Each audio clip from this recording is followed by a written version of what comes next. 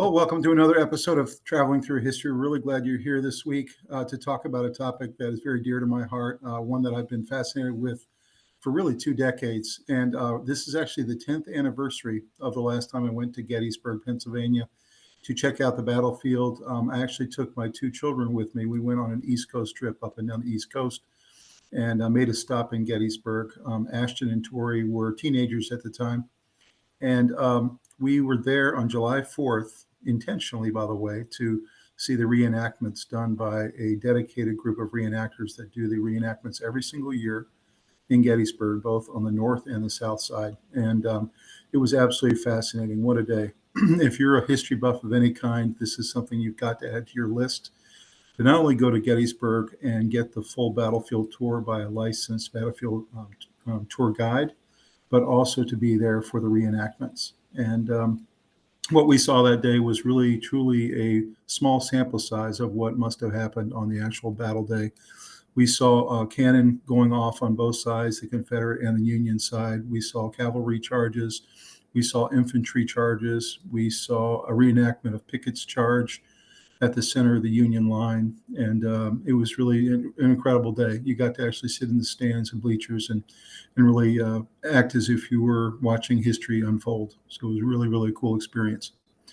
So today what we'll be doing is breaking down the Battle of Gettysburg, the most consequential battle in the Civil War, happened midway through the Civil War, was truly the turning point because at this point of the war in 1863, the South and Lee's generals had been winning a consecutive string of victories all throughout the South to the point where the Union was getting very depressed and very down on their chances of winning this war. Lincoln was so frustrated that he had changed out his generals for the Army of the Potomac multiple times before the battle. He had decided on General Meade as his battlefield commander right before Gettysburg, just 3 days before. And Lee, when he took his men into Pennsylvania in late June, was really on a roll. He had been on, like I said, had a string of victories and was feeling very confident about his ability to win, even in the face of typically greater numbers on the Union side. Just to set the context, Lee and his men had just won a major victory at Chancellorsville in Virginia, and he felt like he was almost invincible, I guess you could say. The lore had followed him all over the colonies that he was, in fact, the best general on the field, and that was true throughout most of the war. So he took his men into Pennsylvania. There were a number of reasons for doing so. We'll get into all those reasons in this program. And really, he was winning Gettysburg on day one and most of day two. But as you'll see, the battle really did turn towards the end of day two and into day three. And there were a bunch of reasons why the Union ended up being successful. And we'll get into all those technical reasons. In this program today, we will give you a brief overview of Gettysburg and what happened there before, during the battle, and after. And then we will also give you a brief video we're going to watch, and we'll talk about that after we watch the video.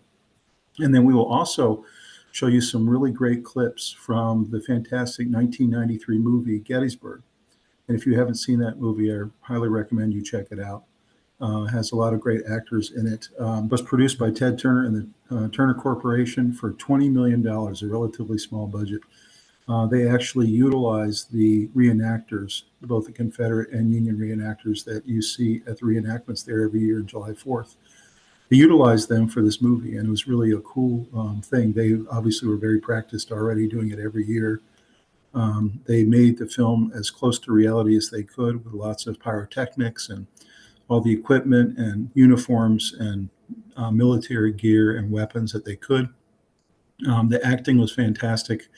You had Martin Sheen played Robert E. Lee. You had Tom Berenger, who was the actor who played Longstreet, who was the lieutenant general on the Confederate side. And then you had really important people play on the Union side as well.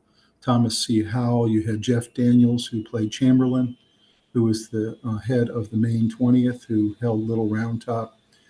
There were a lot of fantastic actors in this movie. It was really well done. As a matter of fact, Ted Turner loved this project so much, he still says today that it was his favorite project of his life.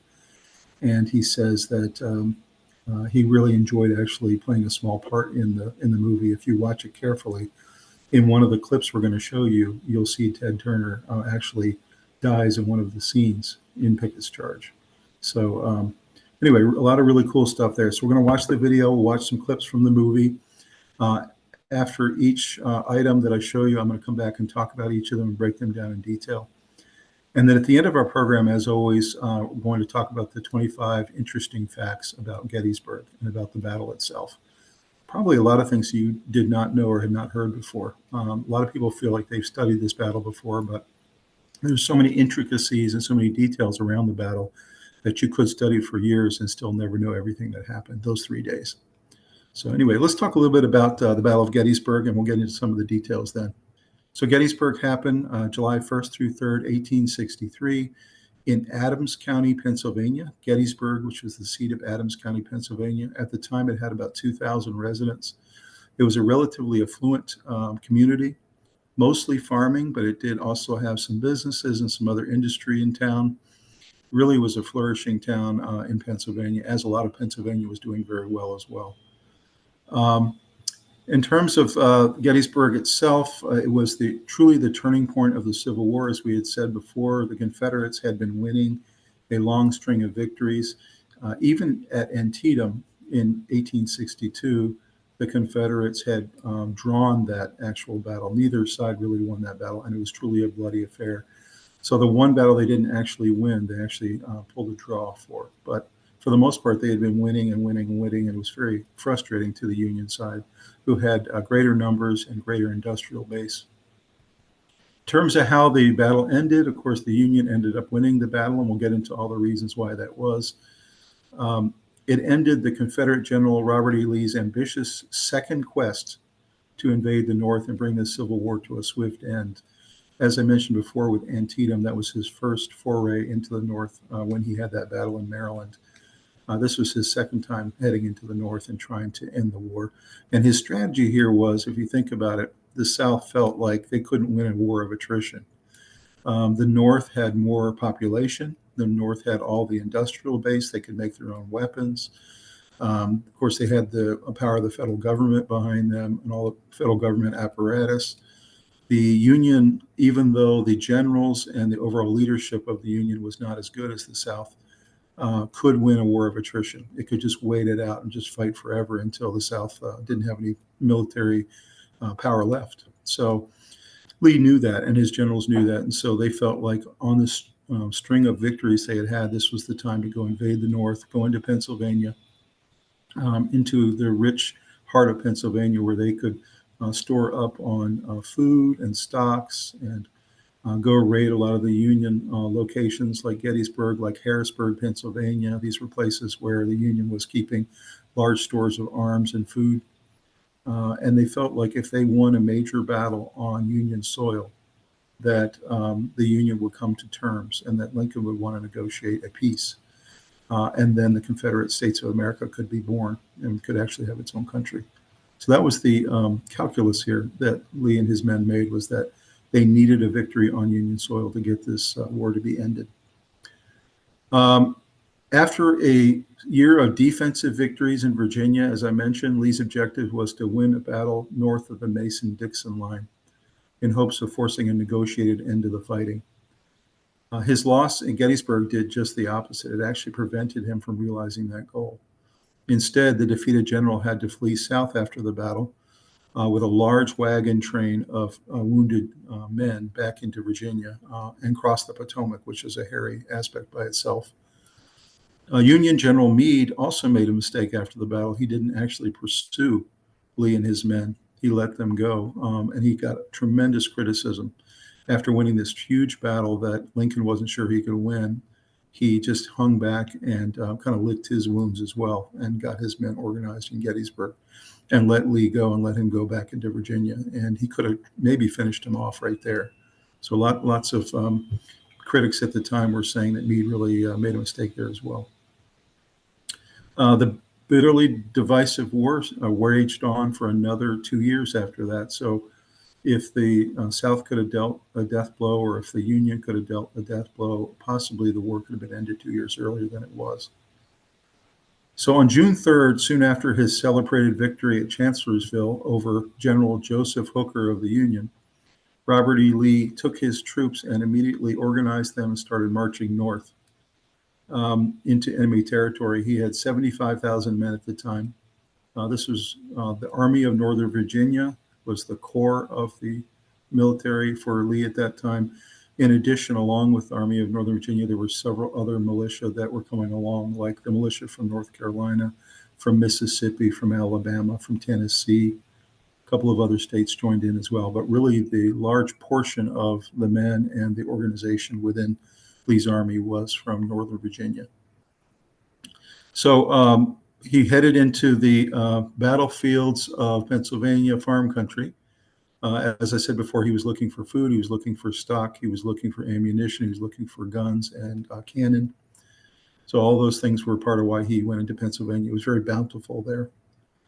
Hooker also headed north, but he was reluctant to engage Lee directly because he had just gotten whipped on the battlefield. He started sending messages back to Lincoln telling him about Lee's movements and that he had moved into Pennsylvania. Of course, Lee started having discussions with his roundtable. What should we do? He was very disappointed with Hooker. Hooker had been not only defeated by Lee, but the way that he was acting after the battle was that he was very passive and did not want to engage. So Lincoln removed Hooker from command of the Army of the Potomac and replaced him with Meade 3 days before the battle. And it was really quite a gamble to really roll the dice and see if he could have a different result than Chancellorsville. So on June 15th, 3 corps of Lee's army crossed the Potomac. And by June 28th, they reached the river in Pennsylvania right near Gettysburg, just to the south. Lee lost precious time waiting for intelligence on Union troop movements at the time. He early in the war had really good scouts and really good spy networks, but they had really diminished a lot by 1863. So he was kind of flying blind a little bit. In addition, Jeb Stuart had gone missing his entire army. He did not know where he was, and he was not getting the normal information he usually got from Jeb Stuart, who typically was the first army out when they were marching somewhere. So taking advantage of major roads, he went ahead and crossed over and started marching towards Gettysburg. The ultimate destination was not Gettysburg. It was kind of a chance happening that that's where the battle happened, because he was actually headed towards Harrisburg after a brief stop in Gettysburg. Harrisburg is where he really wanted to get to, because that's where a lot of the major Union stores were of food and ammunition and cannon. So he continued to go forward into Gettysburg without Jeb Stuart giving him any information, not knowing what was coming his way up front. So then on July 1st, which was day 1 of the battle, early that morning, the Confederate division led by Major General Henry Heth, who was reporting directly to Lee, marched towards Gettysburg to seize supplies from the town. And in an unplanned engagement, which they did not expect or see coming, they confronted Union Cavalry Brigadier General John Buford. And you'll see Buford pretty prominently displayed in a couple of the first clips we show later about the Gettysburg movie, who slowed the Confederate advance. He saw Heth coming and dismounted his cavalry, dismounted them across a fence to kind of protect the southern portion of Gettysburg and try to slow them down. The goal here was Buford knew he was outnumbered. He only had about 1,500 men, and he was facing, of course, a 75,000-man army coming his way. His goal was, if I can slow them down a little bit and give my guys time to come back behind and join us in the fray here and have reinforcements, then we can continue to hold the high ground and prepare for the Confederate onslaught that's coming. So Buford did a really great job in doing that. He held as long as he could. Eventually, John F. Reynolds, who was a general on the Union side, arrived to reinforce Buford. And there was a huge slugfest that day. A lot of firefights were happening all across the southern portion of Gettysburg. Eventually, the Confederates just outnumbered the Union, both Buford and Reynolds, and eventually pushed them through the town. And interestingly enough, if you do get a chance to tour Gettysburg, really spend some time at some of the old historic buildings there, you'll see there's still tremendous shell damage from bullets, from cannon, from all kinds of different projectiles that were done back and forth as the Confederates pursued the Union through town. And it's a really interesting tour there to kind of see what all the different damages that they left on those buildings. So they pursued them through town. The Union eventually regrouped on the north side of town, especially on the high ground that you would want to have. And the Confederates also regrouped and got ready for day two. In addition, by late afternoon on day one, before they ended fighting, they tried to take Culp's Hill, which is on the right side of the Union line. They made multiple unsuccessful attempts to take Culp's Hill. That was kind of the Union's drawing ground. Were unable to take it at the time. They also tried to take Cemetery Hill and also were unable to take that. So you can imagine the difference that could have happened in this battle or this engagement if they could have taken either Culp's Hill or Cemetery Hill, but were unable to do so. And you'll see why that's significant later. On July 2nd, day two of the battle, the Union defended in a fishhook style alignment. So basically, if you look at the map, which we'll show you a little bit later, all the different Union divisions were in a fishhook defensive position on the high ground. And that's how that they continued to defend against the Confederates, who at the time outnumbered them. The Confederates wrapped around the Union's position in a longer line around that fishhook. That afternoon, Lee launched a heavy assault commanded by Lieutenant General James Longstreet on the Union left flank. Fierce fighting rages at Devil's Den, which is one of the more famous areas that you'll see if you go see the battlefield. Little Round Top, which was a small hill that was being defended by Chamberlain. I mentioned Jeff Daniels, the actor, earlier. He led the Maine 20th as the very far left flank of the Union to defend Little Round Top so that the Confederates could not get it. They also had huge battles in the wheat field where a lot of men died on both sides. The Peach Orchard was another area on the left flank that there was a lot of attacks that were happening. So you can see on day one, they attacked the right flank, Culp's Hill and Cemetery Hill. And on day two, they attacked the left flank in all the different locations I just mentioned. Longstreet's men continued to attack throughout the day on day two without success. We're not able to take Little Round Top. We're not able to take any of the other entry points to the left flank. Eventually, Winford S. Hancock from the Union moved up reinforcements behind the left side of the flank and reinforced all the way across the line to the point where the battle was basically over on day two, and they were not able to take the left flank. Then on day three, believing that the enemy was weakened, Lee thought, even though he was unable to take the right flank or the left flank those first 2 days, that he had significantly weakened the Union and weakened their defenses. And so he wanted to capitalize on those previous days' gains. If you really look at it analytically, he actually was right. They had really whittled down the Union defenses and also their manpower quite a bit. So really, the Confederate had actually won day one and day two, even though they had not gotten the ground that they wanted. On day three morning, they tried again the right side of the line on Culp's Hill, which had been a very bloody battle on day one, as you remember at the end of the day one. So now on day three morning, they were attacking Culp's Hill again and trying to gain that ground. Was actually one of the bloodiest aspects of the battle at Gettysburg was both days at Culp's Hill, but especially day three. The Confederate threw everything they had at the Union lines and again were unable to break it. There were cavalry battles that flared all over town. A lot of times the cavalry battles were intermixed among the infantry battles, and sometimes they were actually just out in the open. You'd have 1,000 Union cavalry against 1,000 Confederate cavalry, and they were just slugging it out, riding around each other and shooting each other. So that was happening all over town.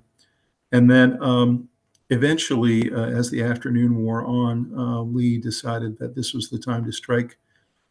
He felt like he had been unsuccessful on the right and left flank, but he had weakened the Union and that they had reinforced in both of those areas, which they had.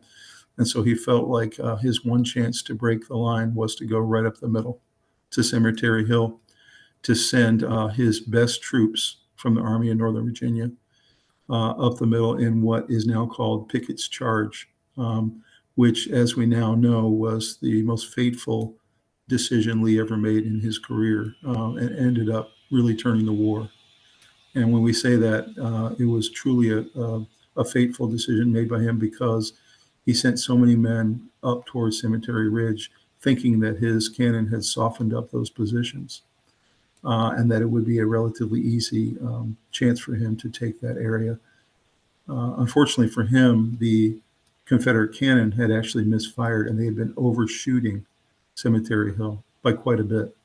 And so not only had it not softened up the Union position, but really had done very little damage at all. Had been shooting way beyond Cemetery Hill. So obviously when the Confederates made Pickett's Charge, took really their best men that had won at Chancellorsville and many other battles, Fredericksburg. So these are the best of the best right up the middle. Many of them got slaughtered that day. And it was a very sad situation. About 6,000 of them died in the run-up to the wall. The 1 mile expanse that they had to walk was littered by Union cannon fire, Union shells, howitzers, gunfire, and all kinds of other things along the way that killed many of them along the way.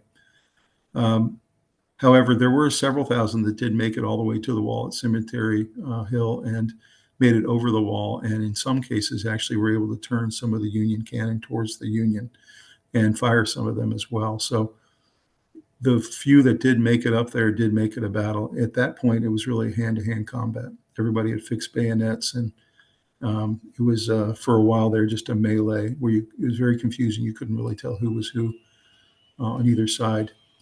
Amazingly, 9 generals from both sides died in the Battle of Gettysburg, the most ever in the Civil War. So if you think about how much leadership was lost that day, 9 total generals on both sides. And we'll talk some more about that later. So after this tremendous defeat in the Pickett's Charge, which was really Lee's last attempt to win this battle, the Confederates retreated back, wounded and beaten up, to the tree line, and stayed there for another day, waiting to see if Meade would attack and if the Union would come and attack and try to pursue them. So they waited in defensive positions for an entire 24 hours while nursing a lot of their wounded. The Union didn't attack. And so on the evening of July 4th, Lee started packing up. And by the morning of July 5th, the wagon train was moving out towards Virginia and towards the Potomac River. So that was the end of that. This was Lee's first defeat in the war, and again took his winning streak into now a losing streak, and really battered his army, limping back into Virginia territory. So that's a little bit about the battle, and breaking it down. It really was 3 full days. Confederates had the advantage on day 1 and day 2, but they lost that advantage on day 3 when the Unions won a decisive victory.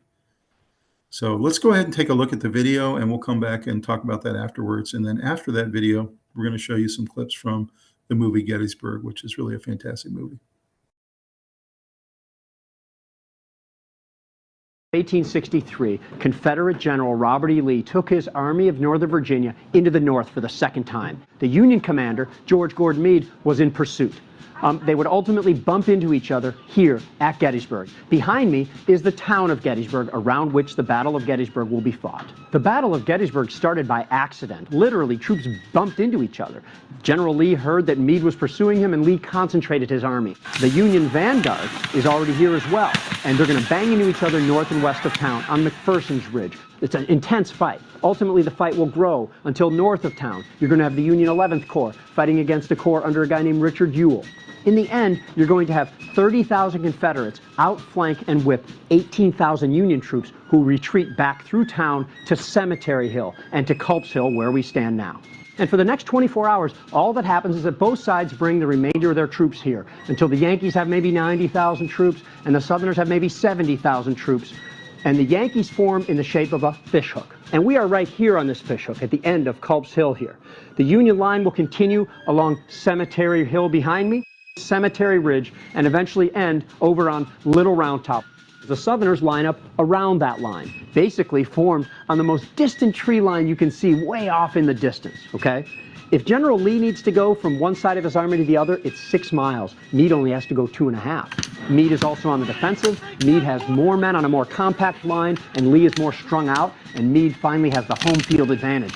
On the second day of the battle, Robert E. Lee decided to take 20,000 troops under James Longstreet and attack the Union left, and take maybe 5,000 to 10,000 and attack Culp's Hill. But the attack on the Union left flank took place first. The Southerners are going to have to get over there without being seen opposite the Union lines. Ultimately, the Southern line will attack what's called an echelon, where a couple of brigades moved in, and then a couple more, and a couple more. And ultimately, Longstreet's men will make fierce attacks. First they'll fight at Devil's Den and Little Round Top, and then onto the wheat field. And then they actually have found a gap in the middle of the Union line, troops that had gone to reinforce some of the fighting in other areas. But the Confederates can't quite push through it, because wherever they show up, Union reinforcements from inside Meade's strong fishhook position arrive and push the Southerners back.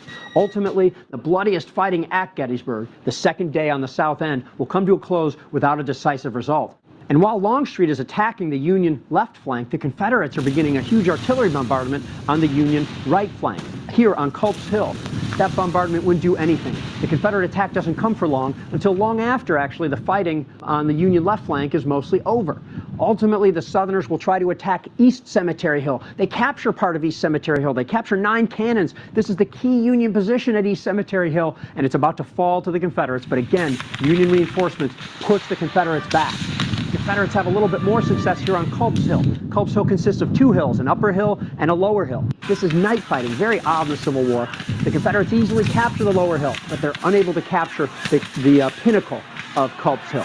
The next day, the fighting resumes, where the Confederates try to capture Upper Culp's Hill. The Yankees return with even more reinforcements, not only recapturing their old trenches in Lower Culp's Hill that they had lost, but maintaining their possession of Upper Culp's Hill.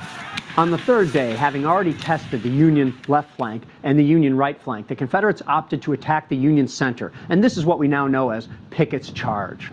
Pickett's Charge is going to take place in the fields behind me, and on the afternoon of July 3rd, you're eventually going to have a great moan go up from the Union line. This is after a huge artillery bombardment, but the moan comes not from that, but rather from the beauty and pageantry of a great Confederate assault. 12,000 troops advancing across that field, you can see over my shoulder. The Yankees decimated with long-range artillery, and as they reached the road, Union reinforcements poured to the area. The Union flank bulged out, so the Confederates are going to get flanked, but nonetheless, they push on impetuously, gain some of the key stone wall in the area. The Yankees are able to, however, push them back. 6,000 of the 12,000 soldiers who made the attack were killed, wounded, or captured. Lee lost 23 battle flags in that attack, more than he'd lost up to that point in the war combined. Robert E. Lee horribly failed in Pickett's Charge, but the next day he still stayed here and through the rain across the fields faced George Gordon Meade, said, "Come on, Meade, attack me." Meade did not take the bait. That night, Robert E. Lee pulled back through the mountains. 9 days later, escaped back into Virginia, and the Civil War goes on for almost 2 more years. So a lot of interesting things about that video we'd like to discuss. Is the first one is you saw that the fishhook formation that the Union had. It was very tough to break down. And of course, Lee was trying to break it down over the course of day 2 and day 3, but it held firm. And you also heard in that video the importance of Culp's Hill, both Lower Culp's Hill, which the Confederates were able to obtain, and Upper Culp's Hill, which they were not able to obtain 2 days in a row. And Union just held on tight there on the right flank. Also, of course, Little Round Top on the left side, they were unable to capture, along with a lot of the other areas we talked about: Wheatfield, Devil's Den, Peach Orchard. All of those areas were highly contested, and the Confederates were not able to obtain the land that they really needed. The real tragedy of this battle, in terms of the huge mistakes Lee made, and even some of the advice he didn't take from his own generals, was he really was operating most of this engagement with very little information. He didn't have nearly enough information. He didn't have Jeb Stuart at his side, which they normally did.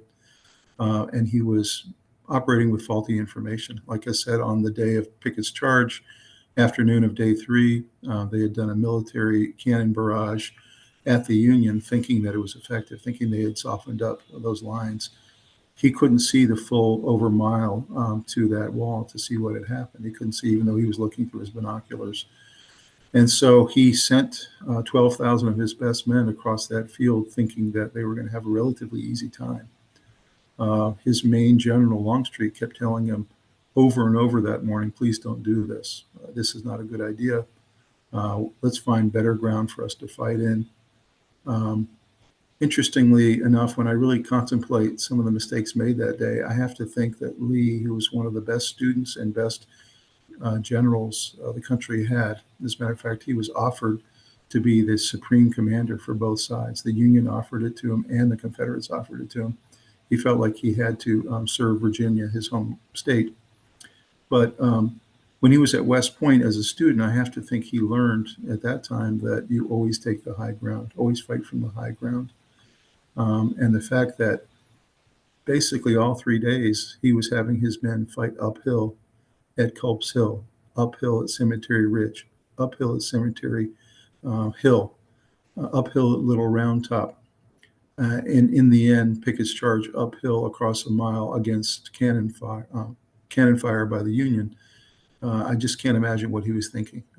This is something that doesn't make any sense when you look at the rest of his career, why he would make these mistakes that he did that day. So anyway, that's a little bit about that. You also heard an interesting fact there. They lost 23 battle flags in this battle, and they lost 16 of those battle flags in Pickett's charge. And that was a big deal back then. If you could capture the other side's battle flag, it was really a sign that you had been successful in the battle. So they lost 23 total battle flags, which was a huge humiliation for the South. So lots of really interesting tidbits there. As you saw in that video, when you go see Gettysburg yourself, and I highly recommend that you do, really walk it. Go to the major portions of the battlefield, and it'll take you a couple of days probably to do it, but go walk all of it. It'll give you a really good perspective of some of the distances these guys were traveling. One final fact I'd mention there around the fishhook, you heard that for Lee to have his men move and to reinforce themselves, it was about 6 miles worth of marching back and forth to go all the way around the fishhook, whereas the Union was only having to march about 2 to 2.5 miles within the fishhook. So that was a huge advantage for the rest of the men and to keep them fresh on the Union side. So let's talk about those scenes that we just saw from day one. The first thing to talk about is Buford. We talked about him. He was the first one to arrive to Gettysburg. He got there 2 days before day one and essentially realized what was going to happen, or what in his mind was going to happen. He got to that edge of the field. He had heard the rumors of Heth and the other Confederate generals that were coming, Longstreet, etc. And he was very concerned of what was going to happen. What was ironic was his prediction was that they were going to lose the high ground to the Confederates, and that the Union Army with Meade and the other generals were going to make a huge mistake by trying to attack uphill. And that was what Buford was worried about. Ironically, that's the exact mistake that Lee and his men made in the day 2 and day 3 of the battle. So interesting that Buford was thinking that way. As you can see, he and his cavalry, both on horseback and dismounted, put up a huge fight to slow down the Confederates on day 1 and try to wait for more divisions to come in and to help. He was able to hold them off until a second division came, and they held them off a little bit longer that day, but eventually were completely outnumbered and had to fall back through the town. Interestingly enough, they didn't show it in that scene, but not only did the Confederates push them back, but Confederates did send one unit chasing them throughout the town. And I mentioned that earlier in the program, that there was huge firefights street to street, actually in downtown Gettysburg. And you can see a lot of that damage even today. Other important things to notice there, not only did Buford and his men do a fantastic job slowing down the Confederates, but you saw the tremendous disagreement that was happening between Lee and Longstreet, his most trusted general. Longstreet always thought defensively. He knew that all the Confederate victories from past battles had been based on their entrenching themselves and being more defensive and receiving the Union Army and using cannon and using guns and using strategy to win defensive battles. That was Longstreet's style. He was a defensive general. And the fact that Lee was all of a sudden abandoning what had worked and wanted to pursue and wanted to be offensive and wanted to charge and wanted to do lots of things Longstreet wasn't comfortable with. And you saw that very uncomfortable moment there where the two of the generals realized that they were on different pages. And Lee very much felt like he had the advantage. He had won day one and wanted to keep pressing and pushing the Union out of town and up the hills. So just interesting tidbit there that the two of them disagreed. And as we know, Longstreet later on was proven right that they should not have attacked the way that Lee did, and they should have entrenched themselves and waited for the Union to attack them. So let's go ahead and take a look at day two. So as you see there with day two, it starts with the Southern generals. You have Heth and you have Longstreet, you have Hood, you have General Lee, and they're all looking at the battle plans for the day. They mentioned the fishhook formation that we talked about before that the Union are sitting in. So they realize very well the formation that they're up against, and they decide on day two to attack both the left flank and the right flank. So the right flank, of course, for the Union would be Culp's Hill. We did not see that in those scenes there. We saw scenes from the other side of the flank, which is the left flank, and that was Little Round Top. The fighting on Little Round Top, as you saw, was fierce. The Confederates kept coming in waves after waves after waves. In the movie, they show about 5 different waves of attacks by the Confederates, but the reality was they attacked all day long, wave after wave after wave. You can just imagine what it was like to be on the Union side trying to defend Little Round Top or Culp's Hill against that many attacks. And they were running out of ammunition. About half their men had been KIA or wounded. And so really the bravery of these men on both sides was really pretty incredible that day. So as the day wore on, really the South, in terms of numbers, the South, believe it or not, lost less than the Union did in terms of killed and wounded. But again, they did not achieve their objective on day two, which was to break either the right flank or the left flank. Both of those high grounds were maintained by the Union at great cost.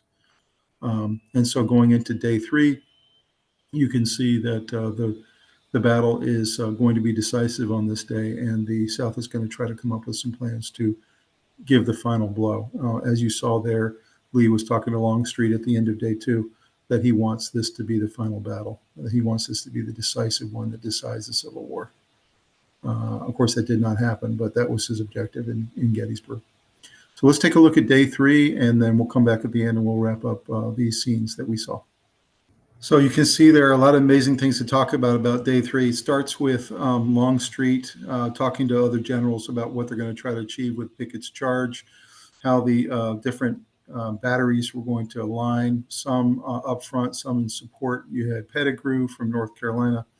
You had Armistead, who was one of the top Virginia generals. You had, of course, General Pickett, who had formed these men and actually had been one of the most successful generals in the war so far. Pickett had been responsible for several of the Confederate victories over the years. And so he had had a lot of experience, and they really trusted him to be the lead of the charge. And so they talked about this charge, although, as you saw, several private moments where Longstreet was talking to his spy, Harrison, about what he thought was going to happen, which was he thought they were going to lose, and they were going to lose very badly, and he was very sad about it. He had tried to talk Lee out of this charge 3 days in a row, and he had practically begged him to not do this and to reconsider and to go to different ground and outflank the Union Army to the right. But he failed and was unable to convince Lee, and did his duty and let his men go into this battle, which was, as you can see, the valor showed by the Confederates and the Union on both sides, but especially the Confederates, to walk across 1.5 miles of open ground against cannon fire, canister fire, and every type of obstacle, fences, stone walls. The amount of valor that they showed was really unbelievable.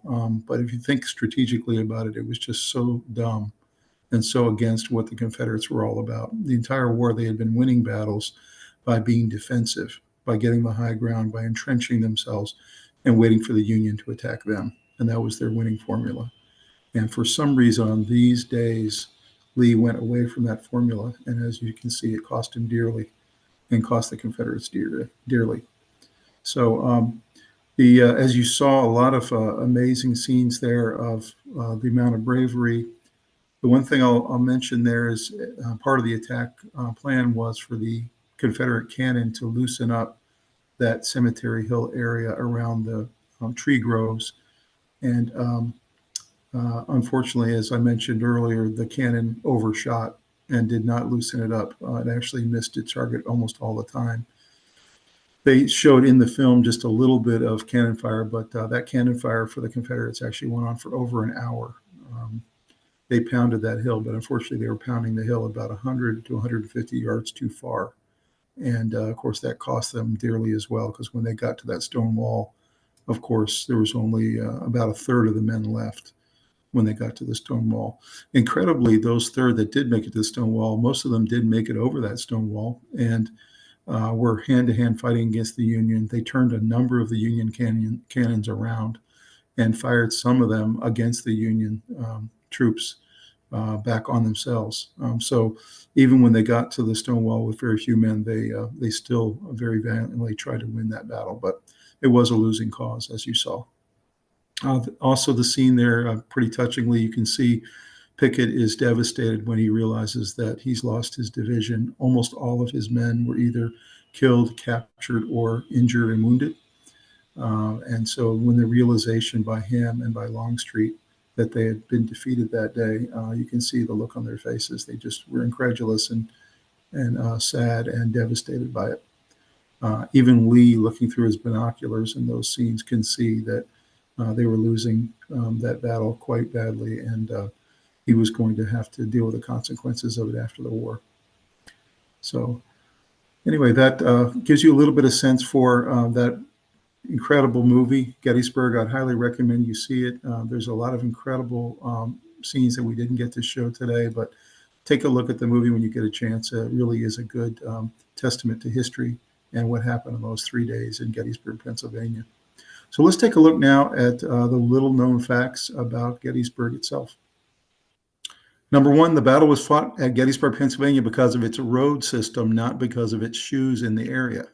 The shoe myth dates back to 1870 to a statement made by Confederate General Henry Heth when he said that the Confederate Army headed towards Gettysburg because they heard a shoe factory was nearby and needed them for their troops. In fact, Gettysburg had 10 major roads, all converging into the downtown area from all directions, north, south, east, and west. And so it was a strategic town where large numbers of troops could converge alone with miles of equipment, cannon, and supplies.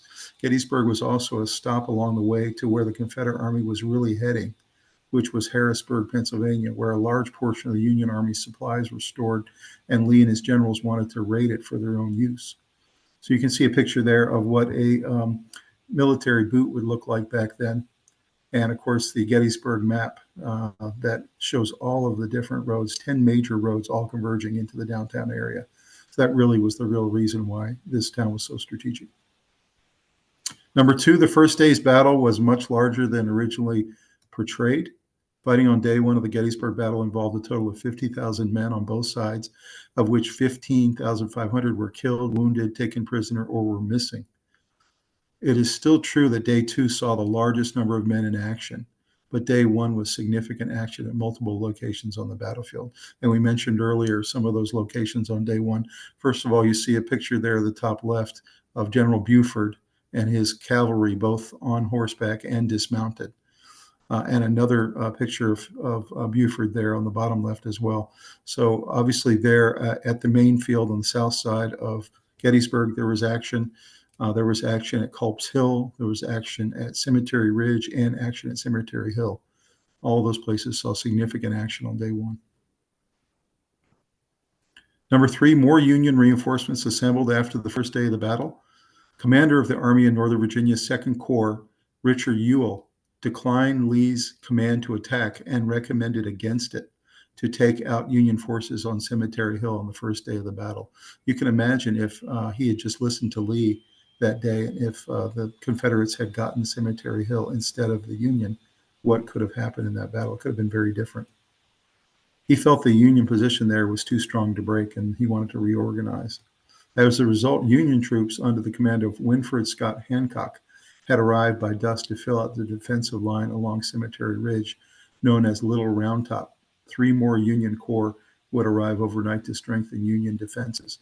Hancock was an excellent mid-level general for the Union. As a matter of fact, you saw him in that scene as the Confederates were approaching in Pickett's charge, he was rallying his men with his sword.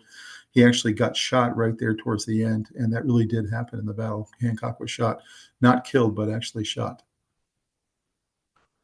Number 4, Robert E. Lee ordered an attack on Union troops on the second day of the battle.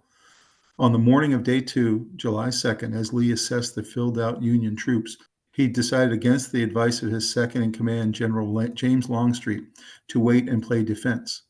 Instead, Lee ordered an attack along Cemetery Ridge, where Union soldiers stood firm. The intent was to attack as soon as possible, but Longstreet's men were not in position until 4 p.m. that afternoon when the attack started. For several hours, bloody fighting ensued, with Union soldiers shaped like a fishhook that stretched from a nest of boulders along Devil's Den into a peach orchard, a nearby wheat field, and on the slopes of Little Round Top. Despite heavy losses, the Union Army was able to hold both flanks until day 3. And you can see there a picture of the map and the blue fishhook that went from Sedgwick and Kilpatrick, which was the far left line and left flank, all the way through to Sykes and Birney, Hancock in the middle on Cemetery Ridge. You had Howard and Slocum and Meade were taking up the right side of the battle.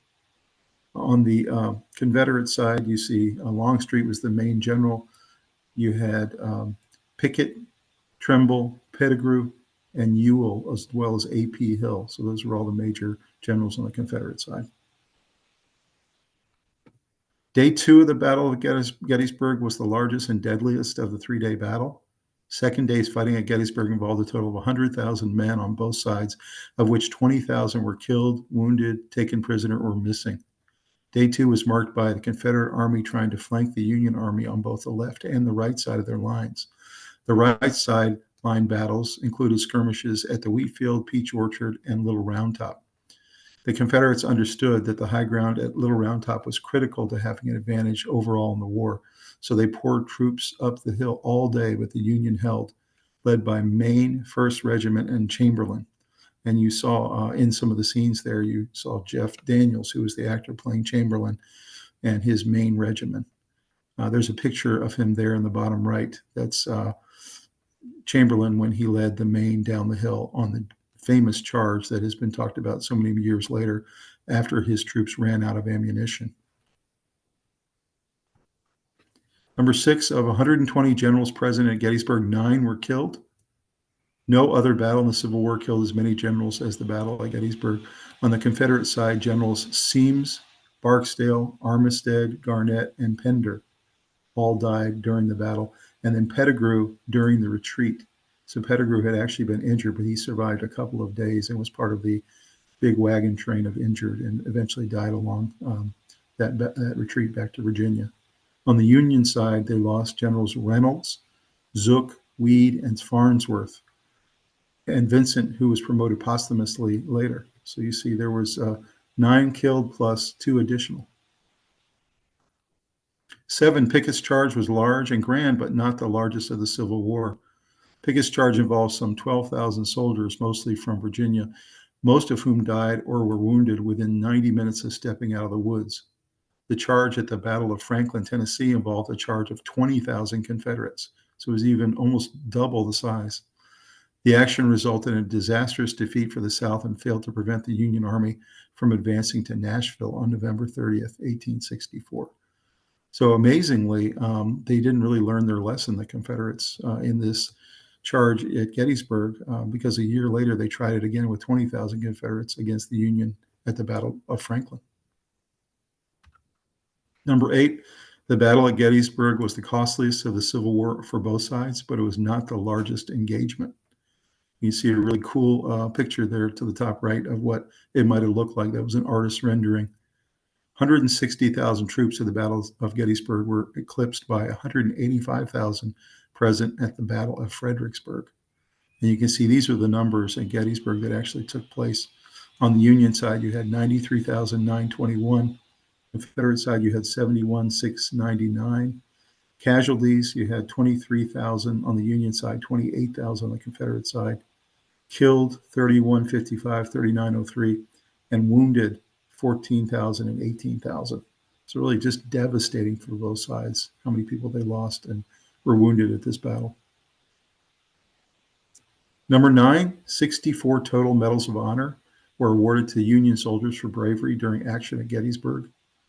8 medals were awarded for actions on July 1st, 28 medals on July 2nd, and 29 on July 3rd. And the medal there you see to the left is actually the medal that was awarded to Chamberlain, who was Jeff Daniels in the movie and was the head of the Maine regiment that defended Little Round Top. He actually received that medal about a year after the war. Confederate officers were awarded 49 Medals of Honor on their side for their actions at Gettysburg, about half of them awarded after they were killed in action. And you can see an example of a Confederate Medal of Honor there on the bottom.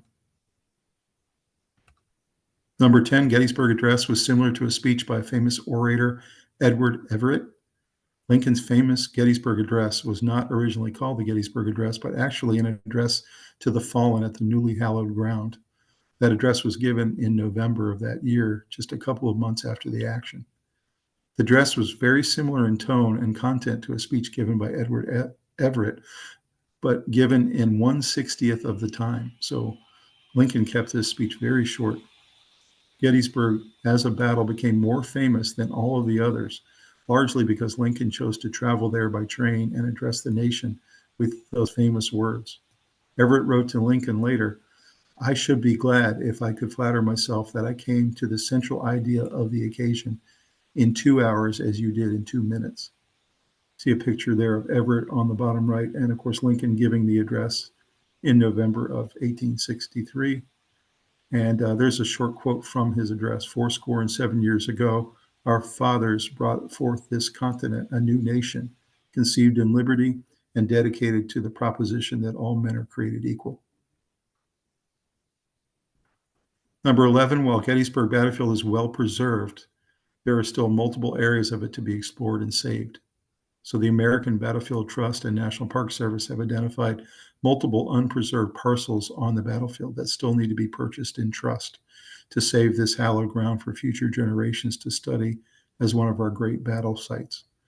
And so that's something that's going on all the time. The American Battlefield Trust and other organizations are trying to buy up as many of the parks as they can and areas around the parks so that they can be preserved for all of us for history. Number 12, female soldiers fought on both sides of the battle at Gettysburg. At the time of the Civil War, women hadn't yet received many of the rights we enjoy today. However, that didn't stop hundreds of women back then from enlisting in the Union and the Confederate armies. Some were drawn by the sense of adventure, while others felt passionately about the cause. Still others longed for the opportunity to have a steady income of their own. There were 5 soldiers on the Union side and 4 on the Confederate side at Gettysburg. Only 1 was killed on the Union side. And you see a picture there on the left side of one of the Confederate soldiers who was a female, and she actually received a medal for her valor that day. And on the right side, you see one of the Union soldiers who was a female. Number 13, Gettysburg ended the Confederacy's full-scale invasion of the North for the last time. Following this huge victory at Chancellorsville, a confident Confederate General Robert E. Lee led his Army of Northern Virginia across the Potomac River into Union territory in June 1863. Lee had invaded the North one other time a year earlier and had been repelled at the Battle of Antietam in Maryland. On this occasion, he felt his army was at peak strength and that the Confederacy could not win a long, drawn-out war. So, as I said earlier, that was one of the real concerns for Lee and for Jefferson Davis and other leaders on the Confederate side, that a war of attrition they could not win. And they really needed to find a way to end the war as quickly as possible. And they figured that a big battle win in Union territory would do that. A victory at Gettysburg would turn Northern citizens' opinion against the war and to get the Union to negotiating table to force a peace. Gettysburg was the high watermark of the rebellion, since defeat instead caused a downward spiral for the Confederacy and a surrender 2 years later. Number 14, the battle ruined the image of Lee as invincible. While Lee had fought to a draw at Antietam, but he essentially won all the other major battles of 1861, 62, and 63. In spite of always being outnumbered, Lee had engineered victories with his generals at Second Bull Run, Fredericksburg, and Chancellorsville, among others. Lincoln was getting frustrated and had changed top generals multiple times to try to find a winning combination for the Union. He had relieved a string of Union generals such as McClellan and Burnside and Hooker of their command of the Army of the Potomac. Meade was chosen to go to defend Gettysburg almost as a default, since Lincoln had tried the other potential generals. His victory over Lee at Gettysburg was unexpected, to say the least. And you can see there's a picture of Meade on the right, who actually defeated Lee, and nobody thought that was possible. Number 15, Gettysburg scuttled peace talks between the North and the South. 5 days before the start of Gettysburg, Confederate President Jefferson Davis dispatched his vice president, Alexander Hamilton Stevens, and there's a picture of him down the bottom left, to negotiate a prisoner swap with the Union and a possible cessation of the war overall. So he sent his vice president up to talk to Lincoln and try to negotiate an end to the war. On July 4th, Stevens sat aboard a boat in Chesapeake Bay, waiting for permission to sail up the Potomac. Once news of victory at Gettysburg reached Lincoln, he denied the Confederate vice president's request to pass through Union lines to come to Washington, D.C. for negotiations. See a picture there of Lincoln standing next to the river in a boat and denying the Confederate delegation along with the vice president. Wouldn't let them come. Number 16, the battle bolstered badly damaged Union morale. The spirits of the war-weary North had reached a low ebb at the beginning of the summer of 1863. The Union had endured a string of losses, and now Lee had brought the war to their territory. A loss at Gettysburg could have devastated the Union morale and pressured Lincoln administration to negotiate a peace that would have resulted in two nations agreement. Linked with the news of the victory at Vicksburg on July 4th, however, Union states renewed their public support for their effort. And there's a picture there on the bottom left of the victory at Vicksburg, which was led by General Grant, Ulysses S. Grant. So they essentially got two major victories within a 4-day period, one at Gettysburg, which finished up on July 3rd, and then the victory at Vicksburg on July 4th. Number 17, the battle forever transformed the town of Gettysburg. Prior to the Civil War, Gettysburg was a prosperous village of 2,000 people supporting industry, businesses, and 2 local colleges. After the battle, however, it would forever be seared by the memories of the slaughter that took place on the fields surrounding the villages. In the battle's aftermath, corpses outnumbered residents by 4 to 1. So you could literally, for months, walk around the town and see images like you see on the screen there of just corpses everywhere. While it took years for the town to recover, hundreds of people started arriving 2 days after the battle to see the carnage for themselves. And by August 1863, tourism was way up in the town. Visitors could be seen picnicking on Little Round Top and other famous places from the battle. Some percentage of the visitors actually settled in the Gettysburg area to help rebuild it. Striking a balance between battlefield preservation and commercial development remains a constant debate in Gettysburg. So you can imagine there's always this same debate every year about what areas should we preserve for future and what areas should we allow to continue to develop. 18, President Lincoln appointed a new general 3 days before the Battle of Gettysburg. And we mentioned this earlier, that General George Meade was installed just 3 days before the Gettysburg battle, as Lincoln had not been impressed by Joseph Hooker's reluctance to pursue the Confederate Army after Chancellorsville. Meade, in contrast, immediately pursued Lee's 75,000-strong army. Eager to destroy the Union Army, Lee arranged for his troops to assemble in Gettysburg on July 1st. Union troops led by John Buford assembled on the low ridges in the northwest of Gettysburg and were outnumbered by the Confederates and were slowly driven through town to Cemetery Hill on day 1. Buford was able to slow the Confederates' advance just enough to allow reinforcements to arrive. You see a picture there of Buford and his cavalry on the bottom. Number 19, Lee thought his Confederates were on the brink of victory starting day 3. After heavy fighting on day 2, Lee believed his troops were close to victory and renewed attacks on Culp's Hill early in the morning of July 3rd. However, Union forces pushed back a Confederate threat on Culp's Hill during a 7-hour firefight regarding their strong position. Lee turned his attention in the afternoon to attacking the center of the Union position with Pickett's charge. And so you can see Lee really was operating the entire engagement, both in late June and into July 1st, 2nd, and 3rd, with not enough information or bad information. And as you saw, Longstreet and several other generals, but mainly Longstreet, were constantly telling him and cautioning him against making these bad mistakes that he ended up making. So if he would have just listened to his generals. Number 20, Lee's loss at Gettysburg was not the decisive knockout he wanted. After a string of victories, Lee was attempting to do a knockout blow on the Union at Gettysburg. Instead, he and the Confederates limped out of town to head home on July 4th. That would never achieve the victory he was looking for to bring the Union to the negotiating table. Meade did not pursue Lee in the Confederate Army after the battle, which he received some criticism for later. Lee had lost a third of his army, as had Meade. This loss also meant the Confederacy wouldn't gain foreign recognition as a legitimate state. And that was really important to the Confederates, is if they were going to get their own state and be the Confederate States of America, they needed international recognition, and felt very strongly that they needed a big battle win on the Union side to get that recognition. Lee actually offered his resignation to Confederate President Jefferson Davis, but he refused. And you can see a picture there on the bottom left of Lee's resignation letter to Jefferson Davis that he signed and sent to Jefferson Davis. But Davis refused, and Lee remained on for 2 more years. And there's a picture there on the top left of the long wagon train that was leaving Gettysburg with all the wounded and defeated troops. Number 21, General Ulysses S. Grant was not at Gettysburg. Ulysses S. Grant, the leader of the Union Army, was not at Gettysburg, but instead was leading the Union Army to victory at the siege of Vicksburg at the time. These 2 Union victories marked a change in the tide of the war in favor of the Union. The Confederate Army would win future battles after July 4th, 1863, but ultimately none of them were determinative in the war. And you can see there on the bottom left was Grant commanding at Vicksburg, which was initially a siege and then a major battle. And then on the bottom right down there, you see it was Ulysses S. Grant heads up against John C. Pemberton, who was the Confederate general during that battle. And you can see the Union well outnumbered the Confederates.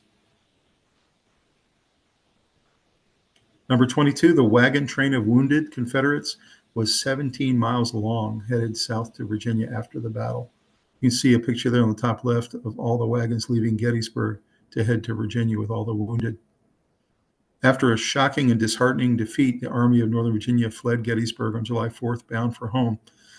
There were enough wounded soldiers to fill a 17-mile wagon train that filed back down through Pennsylvania and Maryland, bound for Virginia. However, the company met trouble when they reached the Potomac River.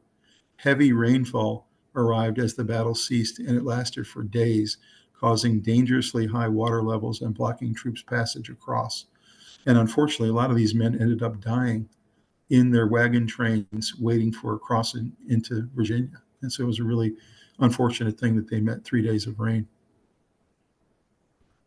23, as many as 35 field hospitals were used all over the battlefield.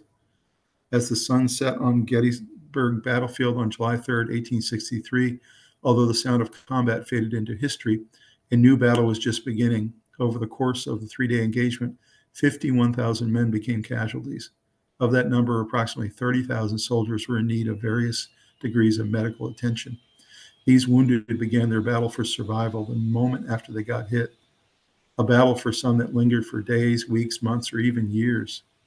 Field hospitals like the McPherson Barn, you see there on the bottom left, the Trostle Farm, which is there in the middle, and General Meade's headquarters, sprung up over the course of days at local homes and barns as makeshift medical buildings with doctors, nurses, and medics furiously working on men to save their lives.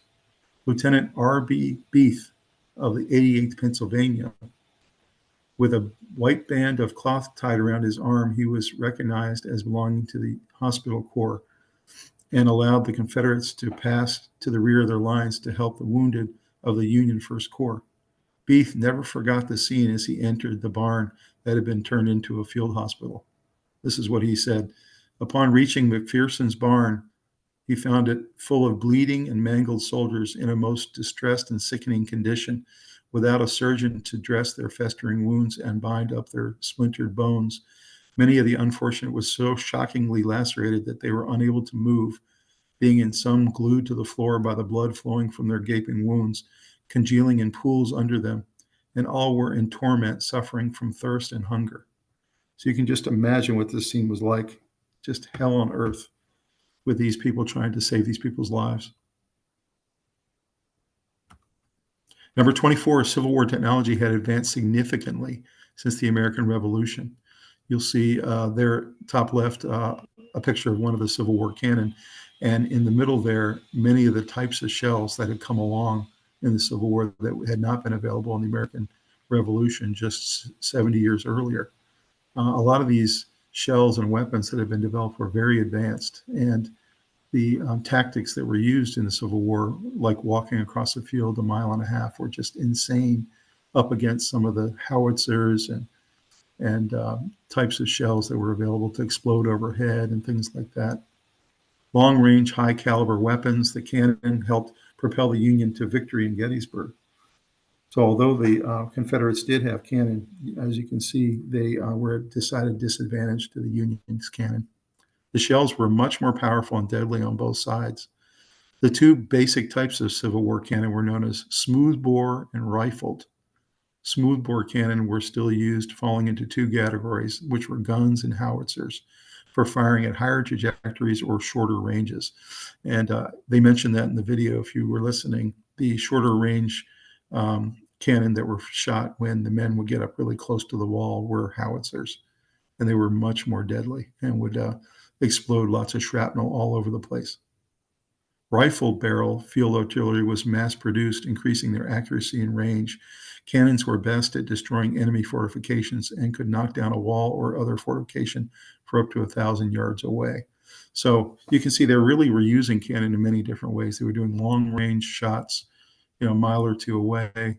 They were doing mid-range shots with some of the types of shells you see there on the top that had different explosive capabilities. And then you were doing short-range shots with things like there on the top right would be a howitzer. It would create a lot of shrapnel. Number 25, in the final analysis, Culp's Hill and Cemetery Hill were more important strategically than Little Round Top. Had the Confederate Army captured and controlled either of those two hills, the Union Army would have had to retreat from the area and find another place and another day to fight Lee's army.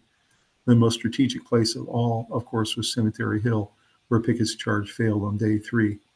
And so you can see on day 1, they really had an opportunity, the Confederates, to capture any of these hills, either Culp's Hill or Cemetery Hill, or even Little Round Top. All of them were pretty much available to them, but they didn't take the opportunity, and of course then lost the high ground in all 3 places, and really were devastated because of it.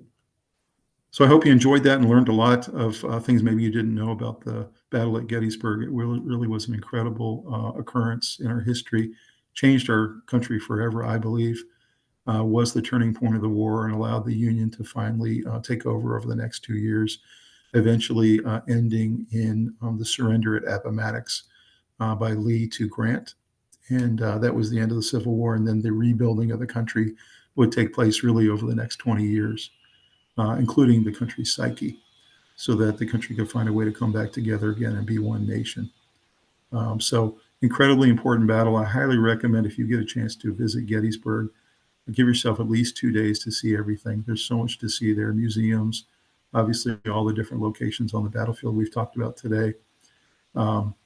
If you can go during July 4th during the reenactments, it's just an incredible sight to watch the cannon and the cavalry battles and the infantry battles going on. Highly recommend that. And if you can watch the movie Gettysburg by the Turner Corporation, I'd recommend that as well. It's a really fantastic movie. It is 4 hours long, I'll warn you. So if you want to watch it in 2 parts, that's sometimes a good plan. But if you enjoyed this video, please like it and please subscribe to the channel. We have many great programs coming your way, and we're really excited to bring this research and this history to you. And hopefully you do love history as much as we do. And have a great evening.